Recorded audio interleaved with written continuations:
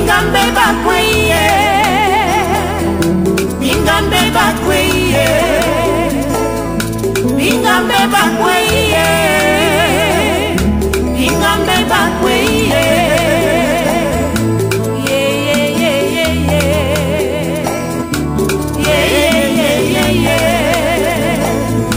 Sunga bingambe o mawa, Nzambe yokela bango mawa.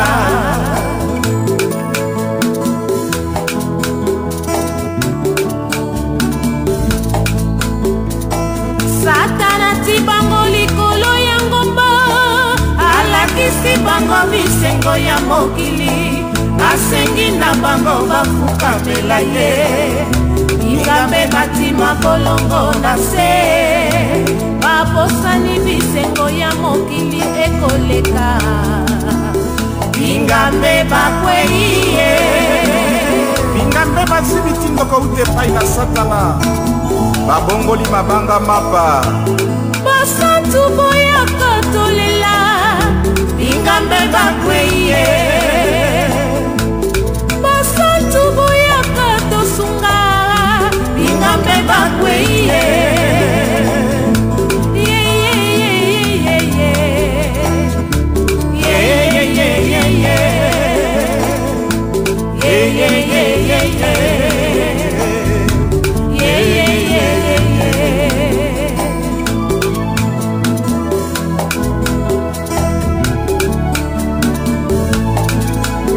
Bazalaka bato ya mabombeli, etikala kaka na masolo. Bazalaka bato ya kokila bileye, batoni na bosi kokila esila.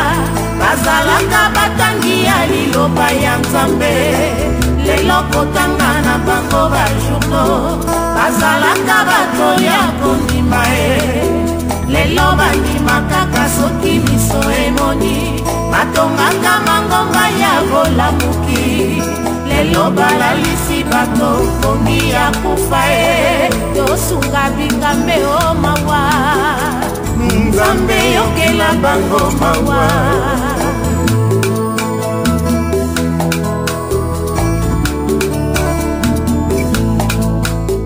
Mateyaka bato mateya ya bosantue, lelo ekomakaka posterite. Bazalaka basali na elanga ya Yesu, bakoma bapatron na bilanga na bango.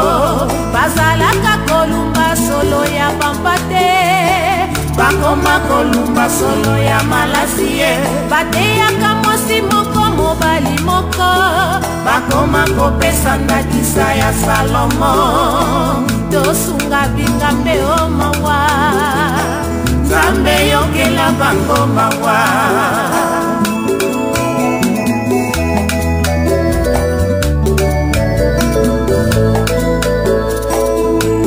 Basantu boya kotolela, bingambe bakweye, basantu boya kotosunga, bingambe bakweye.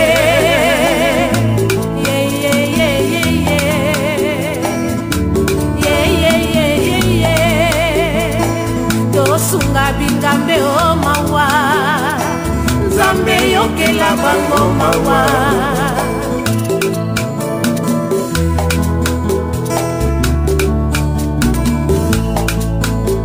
Bayembaka loyembo po bakumisa Yesu, lelo bayembi pona mapamboli. Mabina soni tokimaka na mokili, bamemeli biso na ndako ya Nzambe. Bakwei na molimo miso emoni te, na monoko balobi bazali eleve.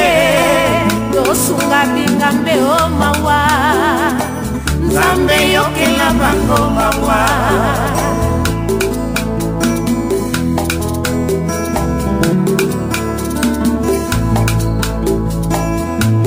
Basantu boya kotolela, bingambe bakweye, basantu boya kotosunga, bingambe bakweye, basantu boya kotolela, bingambe bakweye.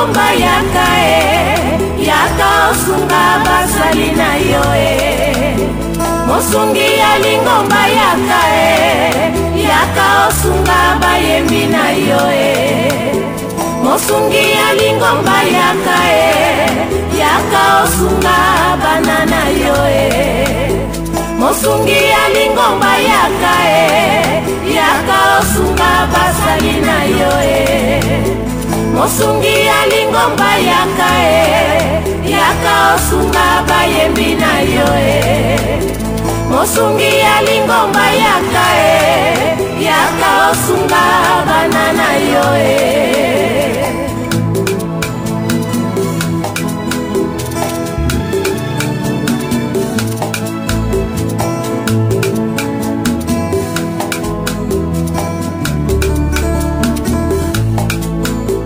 mosungi ya lingomba yaka yaka osunga basali na yo mosungi ya lingomba yaka yaka osunga bayembi na yo mosungi ya lingomba yaka yaka osunga bana na yo mosungi ya lingomba yaka yaka osunga basali na yo mosungi ya lingomba yaka yaka osunga bayembi na yo mosungi ya lingomba yaka yaka osunga bana na yo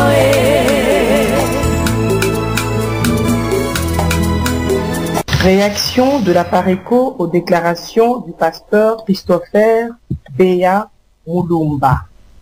La Pareco a suivi avec attention l'intervention du pasteur Christopher Beya, l'un des signataires du traité de Nice sur les antennes de Congo-Mikili.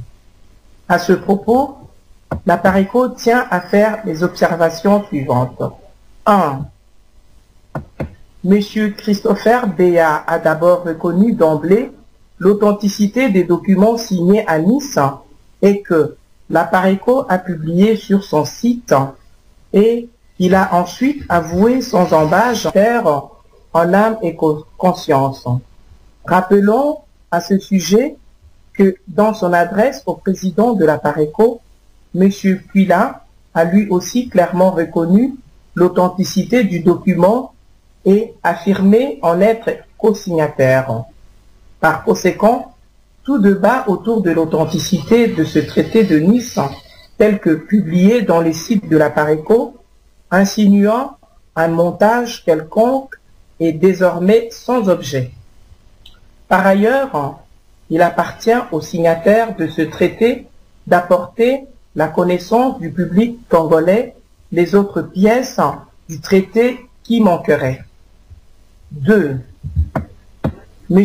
Beya a reconnu publiquement le bien fondé de ce traité et a défendu le choix, entre parenthèses assumé, des signataires congolais d'hypothéquer en toute conscience une partie de la souveraineté de la RDC, entre parenthèses, terre, personne et droit, contre de simples promesses faites par leurs partenaires d'apporter aux Congolais la solution miracle à tout leur malheur. Mais à aucun moment il n'a expliqué au peuple congolais quelle est l'autorité qui leur avait donné le droit d'aller céder plusieurs parties du territoire national, entre parenthèses, l'île de Mateba, l'aéroport de Gbadolité et ses environs, une zone de 10 000 km² au Katanga, au nord de Dilolo, entre la rivière Kasaï et la nationale 39. Alors, contre des simples promesses fallacieuses d'un groupe obscur des lobbies mafieux.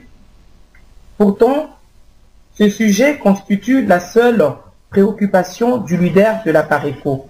Tout Congolais a le droit de chercher des voies et moyens de sortir de la RDC et son peuple du système d'imposture, d'occupation et des prétentions qui visent la balkanisation de notre pays. Mais personne n'a le droit de prendre prétexte de cette situation pénible et humiliante pour s'arroger le droit de brader la souveraineté de notre pays et de notre peuple. Comme le monde commence à peine à lever la voix pour exiger le respect de l'intégrité du pays, jugera-t-il les intellectuels congolais qui bradent eux-mêmes la souveraineté et l'intégrité de leur pays pour lequel ils prétendent se battre? Comment pouvons-nous réclamer une chose en son contraire à la fois? 3. M. Beya affirme péremptoirement que M. Honoré Ngwanda, président national de la PARECO, a reçu le document du traité qu'il a divulgué depuis sa signature en janvier 2012. Interrogé pour le leader de l'UDPS, M. Beya a répondu qu'il ne pouvait le confirmer parce qu'il n'est pas de l'UDPS. Or, il a affirmé qu'il n'est pas non plus membre de la PARECO. Dès lors, sur base de quelles preuves peut-il affirmer sans embâche que le président national de la PARECO avait reçu le document? La seule personne qui pouvait informer M. Ngwanda était l'ancien secrétaire général, Faustin Chungu, qui n'a jamais été en contact physique avec son président depuis le début des dossiers en 2011 jusqu'à ces jours. Dès lors, il n'existe plus que 2 voies par lesquelles M. Faustin Chungu aurait pu expédier un dossier qui était tenu strictement secret par leurs auteurs. Soit-il, il a remis à un émissaire, soit-il l'a expédié par la voie électronique. Or, la seule personne qui a assuré les contacts physiques entre les 2 personnes durant toute cette période est le secrétaire général adjoint Paul Akanga, à qui M. Chungu avait aussi affirmé qu'il avait rompu tout contact avec la confrérie de frères hospitaliers depuis 2011 sur ordre du président Honoré Ngwanda. Si M. Chungu a donc utilisé la voie électronique, il pourrait facilement fournir au public congolais des traces, entre parenthèses, donc le preuve de cette communication. 4. M. Beya a déclaré que M. Honoré Ngwanda, en publiant ses traités de Nice, a fait échouer leur projet et pire, il a insinué que le leader de la PARECO s'est comporté en informateur de l'imposteur Joseph Kabila. La gravité de cette accusation oblige la PARECO à révéler certains détails qui entourent l'interception de ce traité de Nice. L'opinion se souviendra que la presse congolaise a annoncé vers la fin de l'année 2012 l'arrestation à Cabinda, en Angola, de certains officiers congolais ex-phase dont la mission était la déstabilisation du pouvoir à Kinshasa. Ceux qui ont suivi ce dossier se rappelleront que Hippolyte Kanambe a demandé leur extradition à Kinshasa. Au même moment, nos réseaux au sein de l'ANER nous ont signalé que le nom de la PARECO était cité dans le dossier de cette expédition qui aurait de lien avec un groupe de Congolais opérant à partir de Nice. Ce qui a paru bizarre au président de la PARECO qui a actionné son enquête pour tomber sur les fameux traités de Nice et constater qu'effectivement le document portait la signature du secrétaire général de la PARECO et d'un autre membre ayant récemment adhéré à l'Alliance. Il est donc faux et malhonnête de prétendre que c'est la PARECO qui a fait échouer le projet. Au contraire, on voit déjà l'aspect aventurier du fameux lobby de frères hospitaliers à travers l'amateurisme et la légèreté avec lesquels leurs experts ont organisé l'expédition militaire pour renverser Kanambe. Quant à Pwila, dit que la mission était déjà lancée et n'eût été quelques contretemps, il serait déjà à Kinshasa. C'est à cet échec-là qu'il a fait allusion. 5. La Pareco regrette et dénonce la naïveté, la légèreté, l'incivisme et l'opportunisme de certains cadres politiques congolais qui ne semblent pas encore prendre la mesure du caractère sacré de la souveraineté du peuple congolais et de l'intégrité du territoire national congolais qui constituent des domaines sacrés dont aucun Congolais ni un groupe de Congolais ne pourrait s'arroger le droit de disposer sous aucun prétexte. 6. La Pareco rassure tous les Congolais qui assistent écœurés au spectacle qu'offrent certains compatriotes dans le traitement de ce dossier épineux. D'aucuns versent et la contradiction, faisant ainsi preuve de partialité flagrante dans le but de manipuler l'opinion afin de couvrir désespérément leurs proches. Ils choisissent ainsi délibérément de salir la Pareco et surtout son leader. Cette démonstration de haine et d'animosité ne nous impressionne pas et ne nous arrêtera pas. La Pareco ira jusqu'au bout de cette affaire afin que le peuple congolais, seul souverain absolu, sache réellement la vérité dans ce dossier. Toute la vérité et en toute impartialité. 7. Elle exhorte particulièrement l'élite et la jeunesse congolaise à compter d'abord sur elle-même pour libérer leur pays de la servitude de l'occupation. Et bongi à la pauvre la liberté, toboyi à la riche la boum. Nous préférons être pauvres et libres plutôt que d'être esclaves et riches. Paris, le 13 janvier 2013. Paul Rigobert Akanga, secrétaire général adjoint et porte-parole de la Pareco.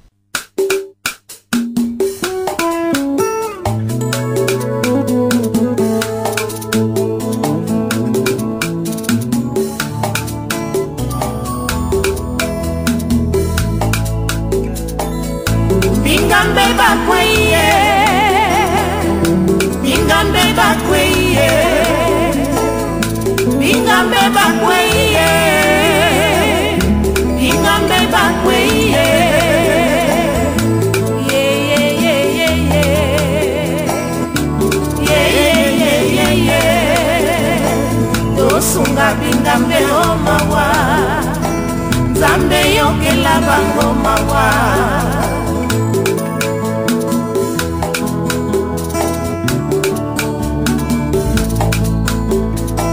Satana ti bango likolo ya ngomba Alakisi bango bisengo ya mokili Asengi na bango bafuka belaye Ingambe batima bolongo na se Babosani bisengo ya mokili ekoleka Ingambe bakweye Ingambe basibitindoko utepai na satana Babongoli mabanga mapa Basantu boya kotolela Ingambe bakweye Basantu boya kotosunga Ingambe bakweye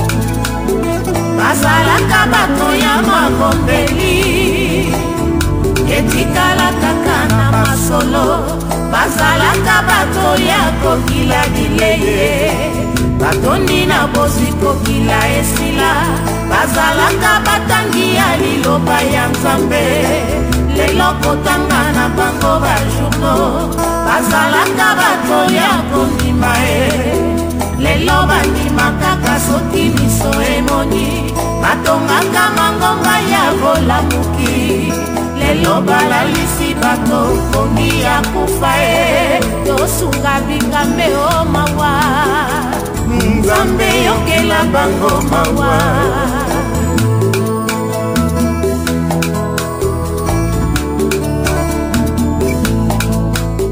bateyaka bato mateya ya bosantue lelo ekomakaka prospérité bazalaka basali na elanga ya Yesu bakoma bapatron na bilanga na bango bazalaka kolumba solo ya bambate bakoma kolumba solo ya malasie bateyaka mosi moko mobali moko bakoma kopesa ndakisa ya Salomo tosunga bingambe o mawa Nzambe yokela bango mawa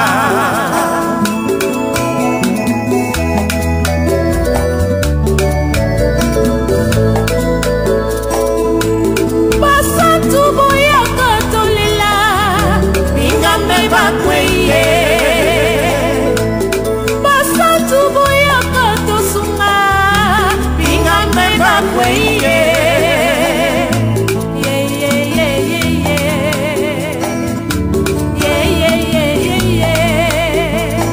tosunga bingambe o mawa Nzambe yokela bango mawa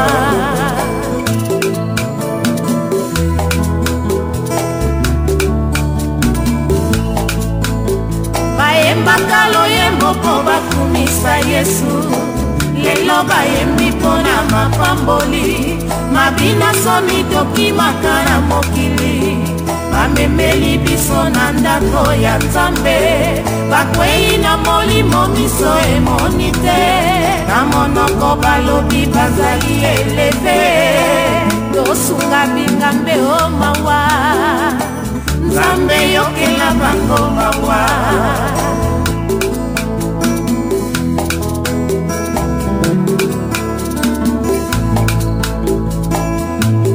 basatu boyaka tolela bingambe bakweye basatu boyaka tosunga bingambe bakweye basatu boyaka tolela bingambe bakweye basatu boyaka tosunga bingambe bakweye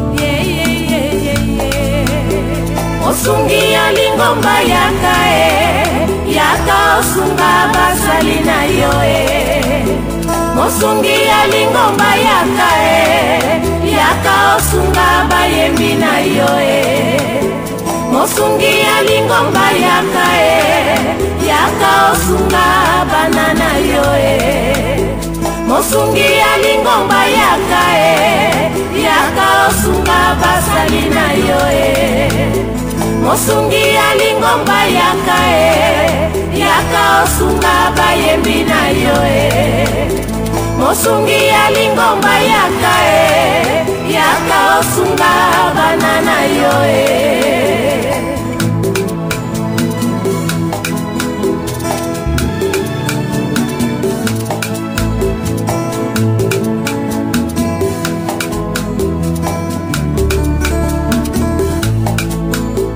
Mosungi ya lingomba yaka yaka osunga basali na yo Mosungi ya lingomba yaka yaka osunga bayembi na yo Mosungi ya lingomba yaka yaka osunga bana na yo Mosungi ya lingomba yaka yaka osunga basali na yo Mosungi ya lingomba yaka yaka osunga bayembi na yo mosungi ya lingomba yaka e yaka osunga banana